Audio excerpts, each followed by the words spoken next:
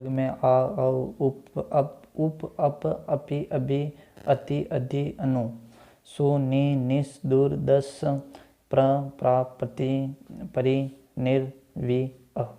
यानी कि उपसर्ग कौन कौन से हैं? तो आ औ अप अपि अभि अति अधि अनु सम सु नि निस दूर दुस प्र प्रा प्रति परि निर वि अ। उपसर्ग का शाब्दिक अर्थ पूर्व में आने, यानी कि उपसर्ग का शाब्दिक अर्थ उपसर्ग पहले लगता है, यानी कि पूर्व में आना उपसर्ग का शाब्दिक शब्द नहीं है। उपसर्ग का शाब्दिक शब्द नहीं है, लेकिन जिस शब्द से पूर्व जुड़ते हैं उसके अर्थ में परिवर्तन कर देते हैं। यानी कि उपसर्ग का शाब्दिक अर्थ नहीं है, लेकिन जिस शब्द में के पूर्व जुड़ते हैं उसके अर्थ में परिवर्तन कर देते हैं। उपसर्ग का स्वतंत्र प्रयोग नहीं होता, यानी कि उपसर्ग का स्वतंत्र प्रयोग नहीं होता है। संस्कृत में 22 उपसर्ग हैं जो ऊपर लिखे हैं, यानी कि यही उपसर्ग हैं, ये बोले जो संस्कृत में 22 उपसर्ग हैं ऊपर लिख रखे हैं। आ नंबर 1 पे आ का अर्थ होता है तक, यानी कि आ का अर्थ होता है तक। और आख्यान, आदर्श, आजानु, आजन्मा, आरोपण, आसन, आतंक, यानी कि आ का अर्थ होता है तक। इसमें उपसर्ग याद रखना, जैसे आख्यान, आदर्श, आजानु, ये समझने के लिए, इसे याद नहीं करना है इसको। औ का अर्थ होता है हीन या बुरा। औ का अर्थ होता है हीन या बुरा। औ का अर्थ होता है हीन या बुरा, जैसे अवशेष, अवनति, अवरोहण, अवधान, अवमागमन।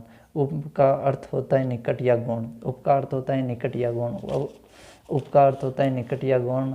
उपासना, उपनाम, उपवन, उपमंत्री, उपदेश, उपनिवेश, उपनयन, उपविभाग, उपसंगति, उपांग, उपायुक्त, उपाधीक्षक, उपाध्याय। यानी कि उप का अर्थ निकट या गौण होता है। उप का अर्थ निकट या गौण होता है। आ का तक होता है और अव का हीन या बुरा होता है। उप का निकट या गौण होता है। अप का अर्थ हीन या बुरा होता है। वापिस अप का अर्थ हीन या बुरा होता है। अपवाद, अपव्यय, अपभ्रंश, अपभ्रंश, अपकार, अपशब्द, अपमान, अपकर्म, अपंग। अभि का अर्थ श्रेष्ठ या ऊंचा होता है। अभि का अर्थ श्रेष्ठ या ऊंचा होता है। अभिशाला, अभ्यास, अभिमुख, अभ्यागत, अभिनव, अभिमान, अभिप्राय, अभिराय, अभिसार, अभ्यर्थी, अभिशिष्ट, अभिज्ञान, अभ्युत्थान। अपि का अर्थ भी होता है। अपि का अर्थ भी होता है। अपिधान, अपिवृद्धि। अति का अर्थ अधिक या ऊपर होता है, यानी कि अति का अर्थ अधिक या ऊपर होता है। अतिकाल, अत्याचार, अत्युयुक्त, अतिजीवन, अतिसार, अत्याधुनिक, अतिशोक्ति। अधीन का ऊपर या श्रेष्ठ होता है। अधि का मतलब अधि उपसर्ग का अर्थ होता है ऊपर या श्रेष्ठ। अधिकार, अधिराज, अध्यात्म, अध्यक्ष, अधिपति, अध्यादेश, अधिसूचना, अधिष्ठता, अधिक्षण, अध्यापक, अधीन। अनु का अर्थ होता है पीछे, यानी कि अनु का अर्थ होता है पीछे। अनुकूल, अनुस्वार, अनुपात, अनुचार, अनुमान। सम का अर्थ होता है अच्छा या साथ। सम का अर्थ अच्छा या साथ होता है। संकल्प, संक्रामक, संग्रहित, संगीत, संदेश, संतोष, संतान, संबल, संविधान और समर्थ। सम का अर्थ होता है।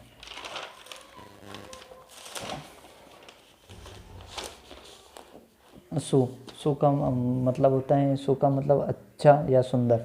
सु का मतलब अच्छा या सुंदर। सुविख्यात, सुपुत्र, सुपरिचित, सुसप्त। नि का मतलब बिना रहित। नि का अर्थ होता है बिना या रहित। निबंध, निदान, निवारण, निमग्न, निवास, निकुट, निहित।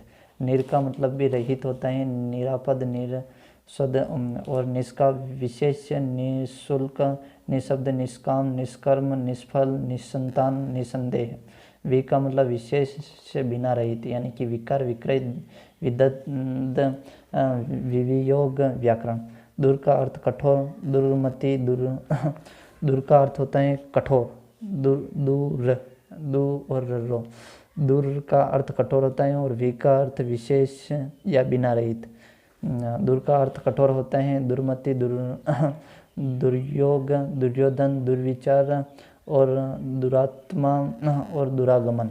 दूर का अर्थ होता है। और 10 का मतलब दुष्शील, दुस्शासन, दुष्चक्र, यानी कि ऐसा याद रखना।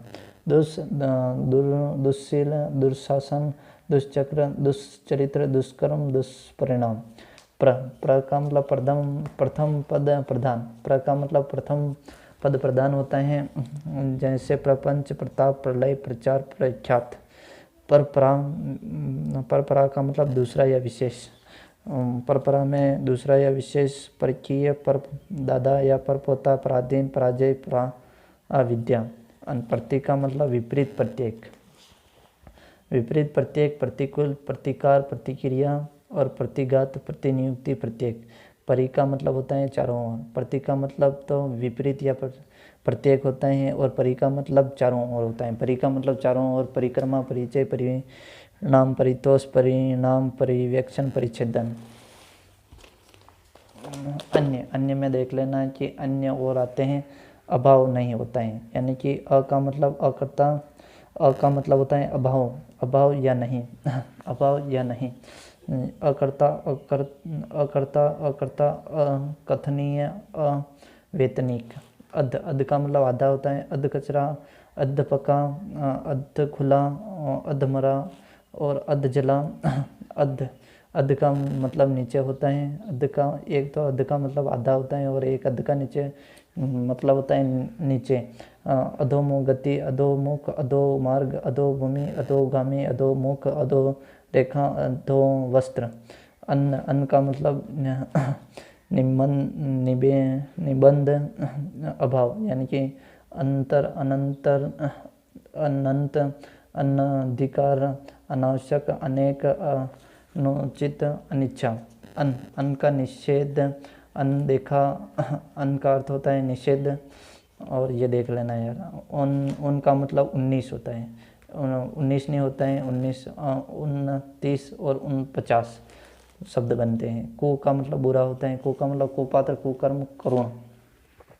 बहि का मतलब बाहर होता है, बहिष्कार, बहिष्कृत। और वि का मतलब विशेष रहित, यानी कि वि का मतलब विशेष रहित, विकार, विकास, विक्रय, विग्रह, विचरण, विचन्न और व्यस्त। और स्व का मतलब अपना या निजी होता है। स्व का मतलब अपना या निजी होता है।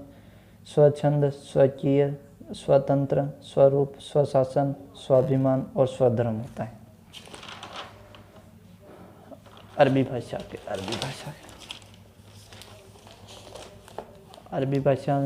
के उर्दू उपसर्ग। अरबी भाषा के उपसर्ग, जैसे अल का मतलब निश्चित होता है, जैसे अल का मतलब निश्चित होता है, अरबी भाषा में अल का मतलब निश्चित होता है। अलबत्ता, अलग राज, अलविदा और अलमस्त, अलबेला। एन का मतलब ठीक और पूरा होता है, एन का मतलब ठीक या पूरा होता है। एन मौके पर, एन वक्त और एन आदमी, यानी कि ठीक भी होता है और पूरा भी होता है। कम का मतलब थोड़ा या हीन होता है, कम का मतलब थोड़ा या हीन होता है। कमज़ोर, कम सीन, कम उम्र, कम कीमत, कम वक़्त, कम खर्च और कम अक्ल। और सुख, खुश का मतलब अच्छा होता है, खुश का मतलब अच्छा होता है। खुशबू, खुश दिल और खुश किस्मत और खुशहाल और खुश मिजाज और खुशनुमा, यानी कि खुश का मतलब अच्छा होता है। खुशबू, खुश दिल, खुश किस्मत, खुशहाल, खुश मिजाज और खुशनुमा। गैर का मतलब रहित होता है, गैर हाजिरी, गैर वाजिद, गैर कानूनी, गैर जिम्मेदार, गैर मुल्क। और दर में, दर का अर्थ होता है दर में, दरमियान और दरअसल, दर हकीकत, दरबार, दरवेश। ना का मतलब नापसंद, नालायक, नाम मुराद। ना का मतलब नापसंद, नालायक, मुराद। ब का मतलब साथ होता है, बनाम, बखूबी और बशर्त, यानी कि ब का अर्थ होता है साथ, ब का अर्थ साथ होता है, बनाम, बखूबी, बशर्त। और बा का अर्थ भी साथ होता है, बाअदल, बाइज्जत और बाफायदा। बद मतलब बदमाश, देख लेना।